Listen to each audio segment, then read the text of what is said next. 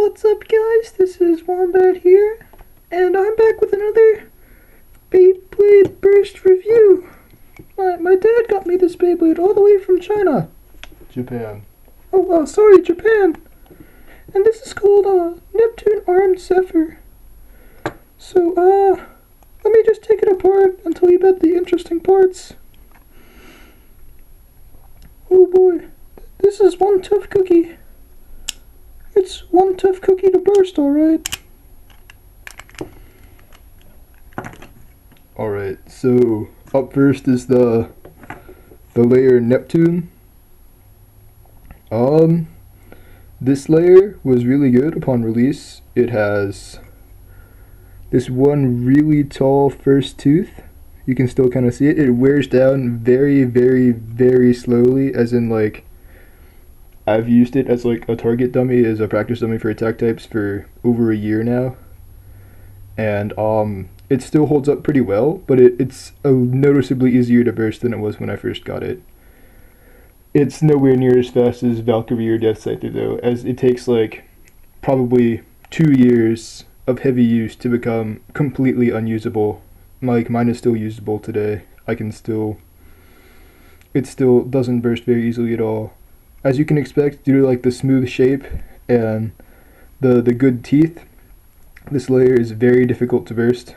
One of the hardest layers to burst in the game, aside from maybe like Odin, Kaiser Kirbius, Quad Quetzalcoatl, Gigant Gaia.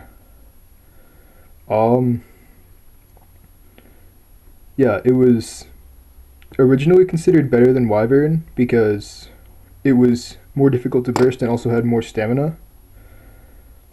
It saw heavy use at the Anime North 2016 tournament, the championship. But it was eventually just, I don't know, a lot of people stopped using it because it's relatively easy to destabilize in comparison to, I guess, apparently Wyvern.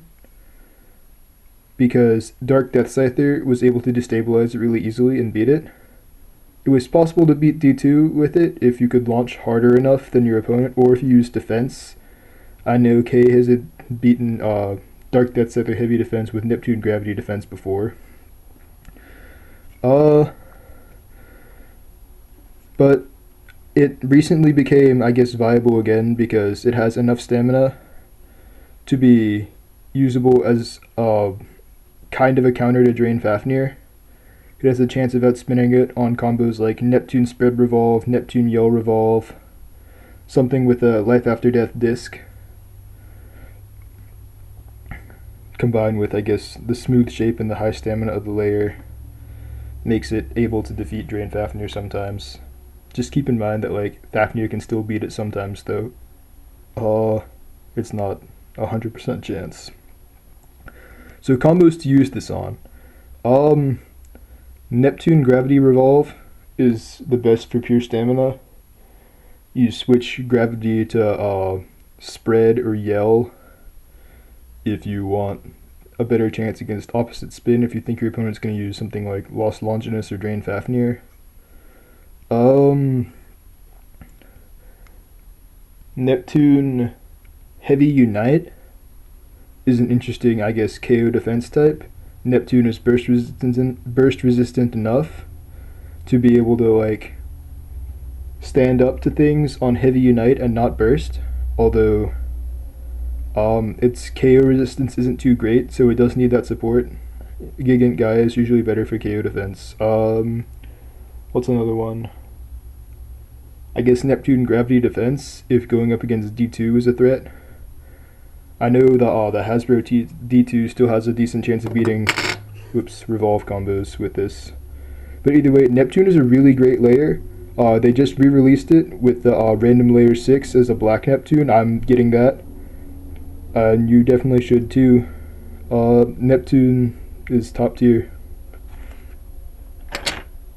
Alright, Armed.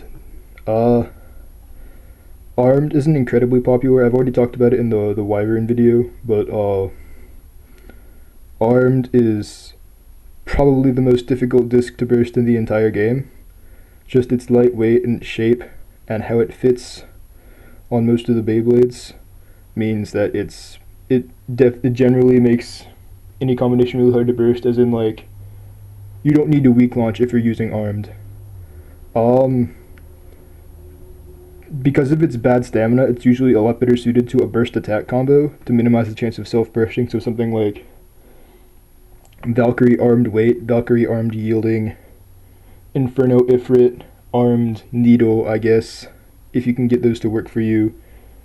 Drager S, Zillion Zeus probably work really well with this too on a stationary setup for burst attack. But just because, yeah, never mind. I'll complain about this later. But burst attack isn't incredibly viable nowadays, just because left spin is in the game, especially Drain Fafnir. But armed is still one of the best discs. Down is better for stamina, but I like down better for burst defense than burst attack, and I like armed better for attack. And finally, Zephyr the driver. It's a whole flat. It's like Excel, but hollow in the center if you can't see it from this angle. But it's a good tip for, I guess, a mixed attacker is, I guess, the term I made up for it. It's a mix between KO attack and burst attack because of the plastic surface, and I guess the plastic surface makes it more likely to burst opponents and causes less rotational recoil on the lair, which means that you're less likely to self-burst than you would if you were using extreme. But it's nowhere near as like powerful. It doesn't KO things as well as extreme does. It's better at bursting things than extreme is. And it also has a lot of stamina too, so it's good for tornado stalling. This is more of a Hasbro thing nowadays, but since tornado stalling is kind of not a thing anymore. But I guess Chaos Spread Zephyr is good. I like Assault more on that combo, because I think Assault has slightly better stamina. But in Excel, I don't know about Zephyr.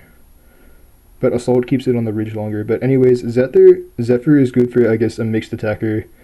Valkyrie Knuckle Zephyr, Valkyrie Spread Zephyr. I guess Inferno Ifrit could also work on Zephyr. For that purpose, it's kind of outclassed by Trans, but Zephyr stalls better because it has a better shape for it. It's got the 90-degree angle with the tip, where Trans doesn't. So it's at an interesting point in the game. It's a good balance tip for, I guess, a mixed attacker or a staller if you want to use that.